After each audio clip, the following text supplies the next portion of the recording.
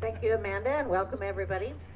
My name is Kathy Bruni. We are the Enzian Schuhplattler. We're based out of the Seattle area. A lot of us come from many different places around Seattle, all the way south from Lakewood, up to through Ballard and through the east side and all around.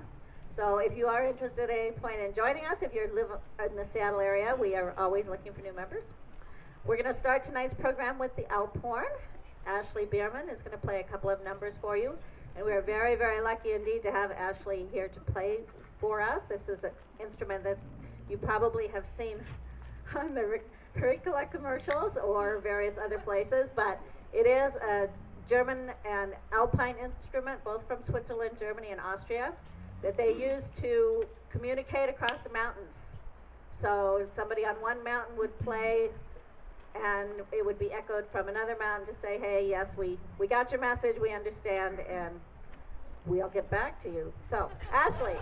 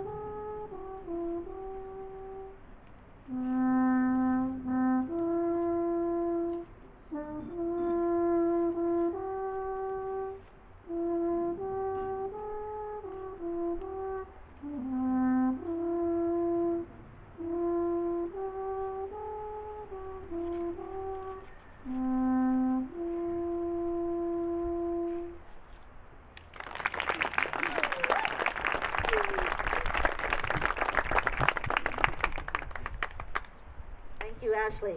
Now we'll bring the group on, and our first number is going to be Der Nagelschmied. That is a nailsmith. So in the old days, you'd have a blacksmith who'd make lots of things like horseshoes and axes and whatever. But there was also a specialized blacksmith that made nails because they needed specialized nails for their houses. You couldn't go down to the store and buy nails. You had to get a blacksmith to make them for you. So this is Der Nagelschmied.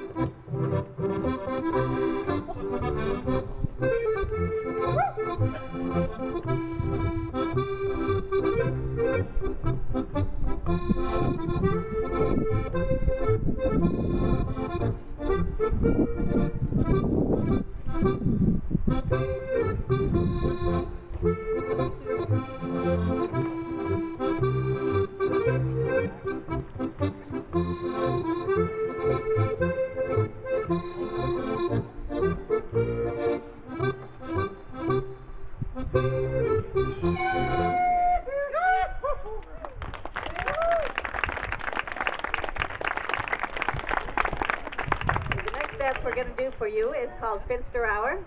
This is a folk dance from the village of Finsterau in Austria, and it's a lot of the Austrian dances are flirting type dances. So in the old days you didn't actually get to see people of the other gender very often, so dancing was one of those places where you could sort of show you were interested in somebody else.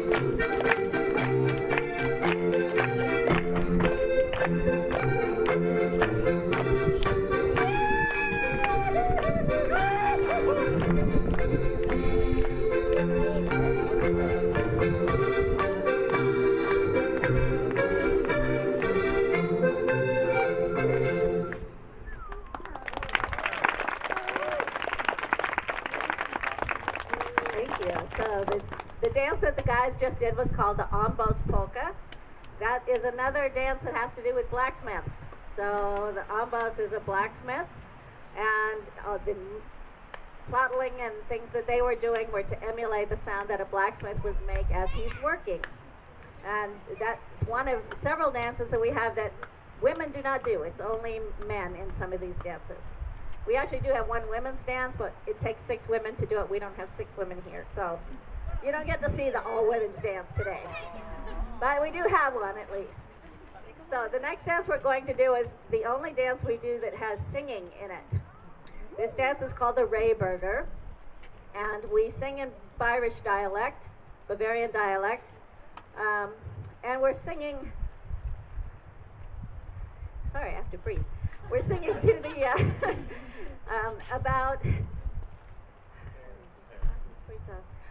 about the musicians, and we're saying if they play well for us, we'll pay them, but only in pairs, if pairs are in season.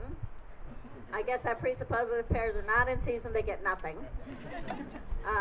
In the second verse, we are saying, you're not playing very well, we want our money back, which is a pretty interesting thing to say since we only pay them with pairs. But and the third verse, we're like, yeah, whatever, let's go have a beer.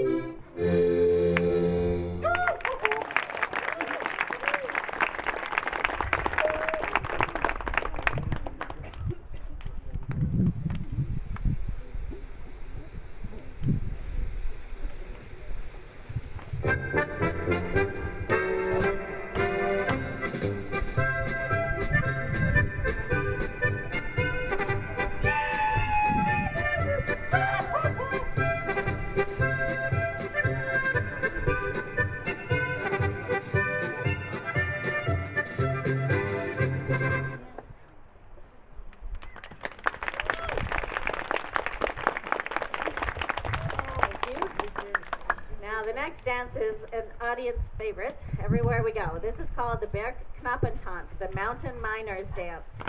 So the guys are getting ready to be miners, going down in a salt mine and harvesting salt, or maybe gold, but salt is a very common thing to mine in Austria and Bavaria. I've actually been to a salt mine in Austria, and it was very interesting. They give you a ride. You get to go down a slide like the miners used to use, go across an underground lake in a boat, and then they bring you back up in an elevator. But it's very interesting.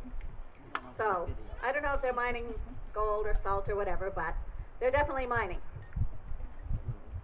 And one of the reasons this is so popular is because of the tuned chisels that they hit.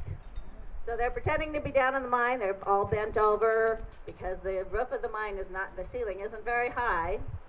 And they are going to be hitting the chisels as if they're actually carving things out of the rock. So, the Bergknappentanz.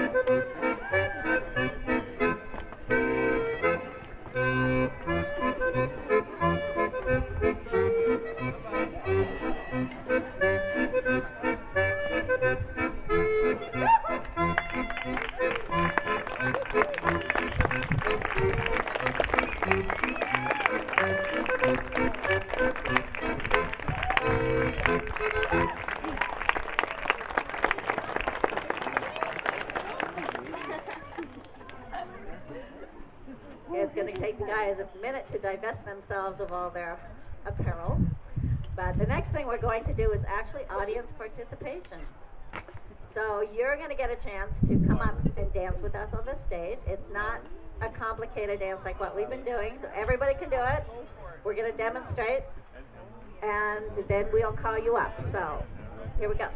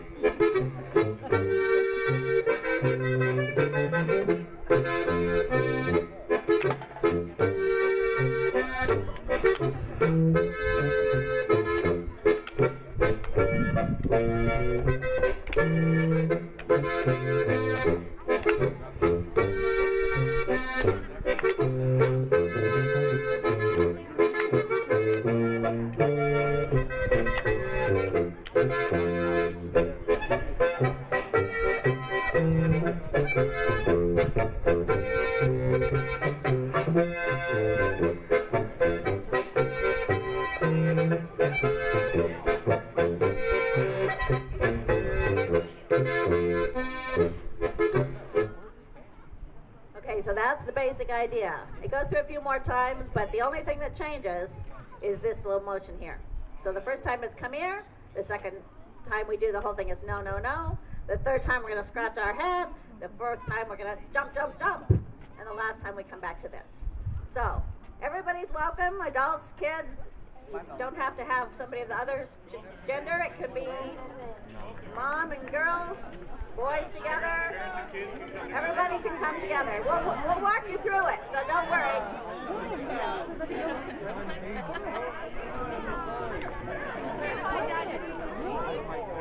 You don't have a choice.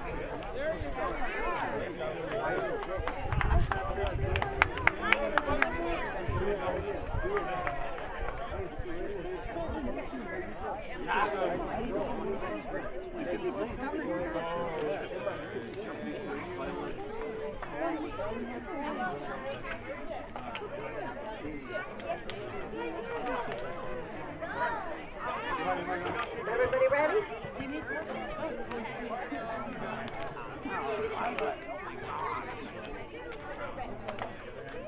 Here we go. Legs clap, come here is the first thing.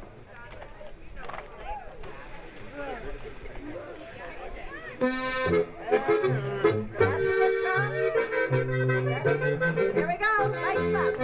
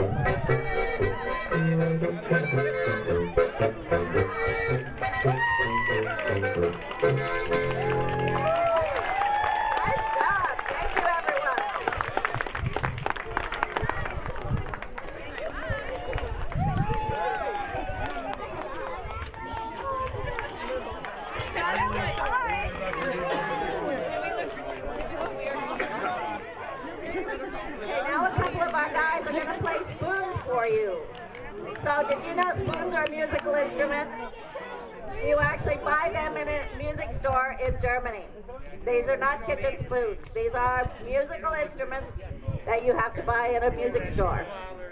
So we're going to have Sean and Roger. Sean is the president of our group, and Roger, my husband, is the past four-plattler. That was the dance leader. Our current dance leader, I forgot to introduce, is John, who demoed the last dance with me. So, spoons.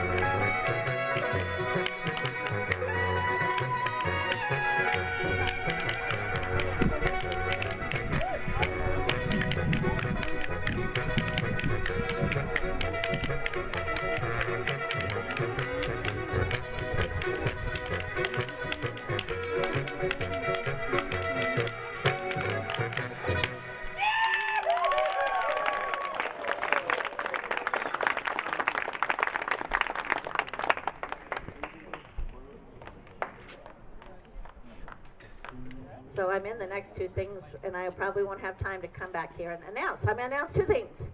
So the next dance is called the Dry Steirer. It's a dance where two women dance with one man.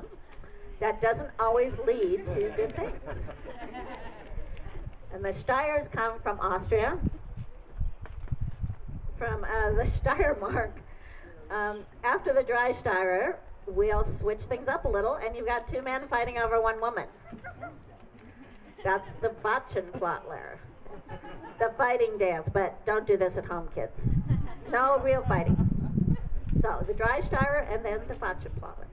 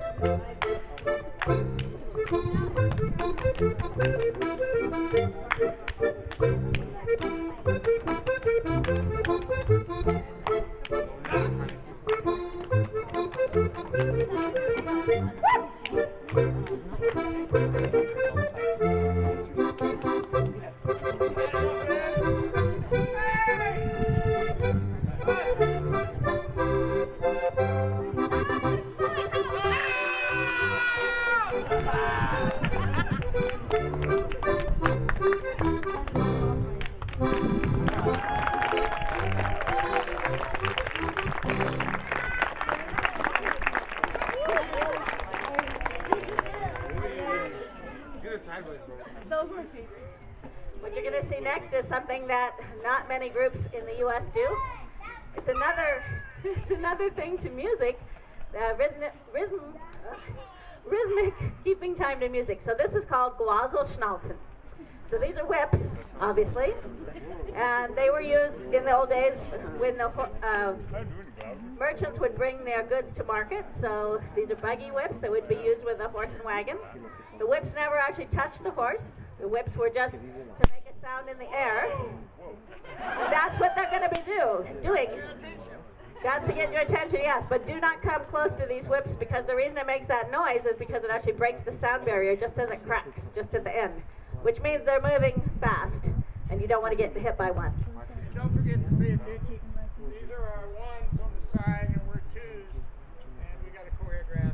Yeah, there's a whole choreography, but one little other thing to tell you about the whips is that the townspeople could tell who was coming to bring their goods to market by the way that they cracked their whips. So they used different rhythms. So the person who was bringing, for example, pots and pans to town to sell would have one way he cracked his whip. And somebody who was bringing fabric or beer would have another way. So the Schnalzen. Rum.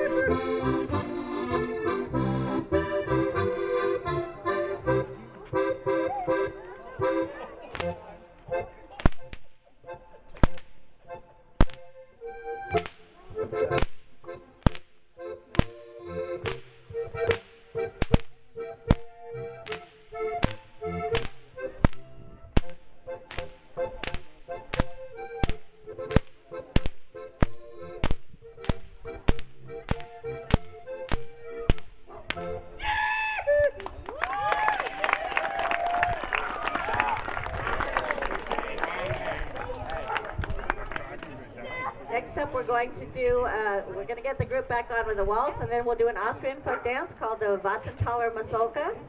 And right after that, we're going to do a Plattler. So the name of our group is Enzian Schuhplattler. Schuh stands for shoe. Plattel is the slapping that they do on their shoes and their lederhosen. So Gamsprung, it's like, what was I announcing? The Gamsprung is a Schuhplattler. So, first the Wattentaler Masolka, and then the Gamsprung.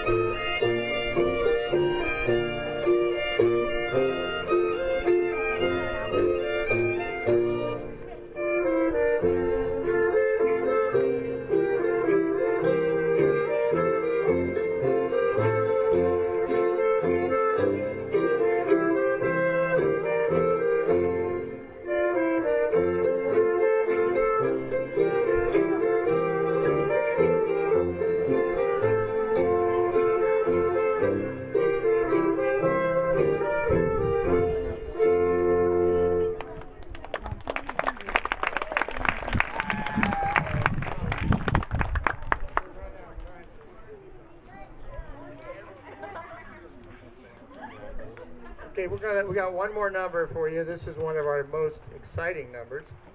Unfortunately, we could only get 3 Schuhplattlers on the stage. This is called the Gamsprung.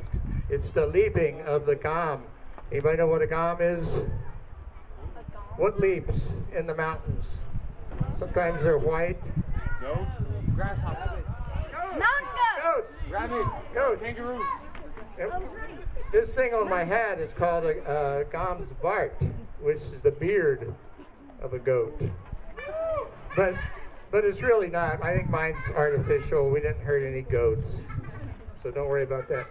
Right after this, we're going to take any questions you got about our culture, costumes, dances, and then if you all want to stay around, we might have a little surprise, something called a chicken dance. What do you think?